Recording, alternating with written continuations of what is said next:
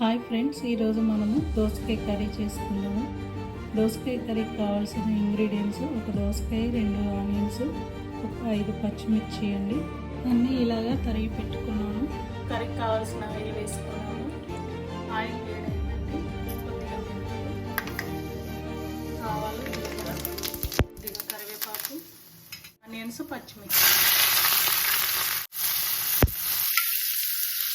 Onions బాగా వేగాయండి. ఇప్పుడు మనం ఇందులో కొద్దిగా పసుపు వేసుకుందాము. అల్లం వెల్లుల్లి పేస్ట్ కూడా వేసుకుందాం. తగినంత ఉప్పు వేసుకుందామండి. మూత పెట్టుకొని ఉడికించుకుందాం. స్పూన్ కారం వేసుకుందాం. ఇప్పుడు మనం ఇందులో కొత్తిమీర వేసుకుందాం. అంతేనండి, చాలా ఈజీగా అయిపోయే దోసకాయ కర్రీ. సబ్స్క్రైబ్ చేయండి, బెల్ ఐకాన్ నొక్కండి, షేర్ చేయండి.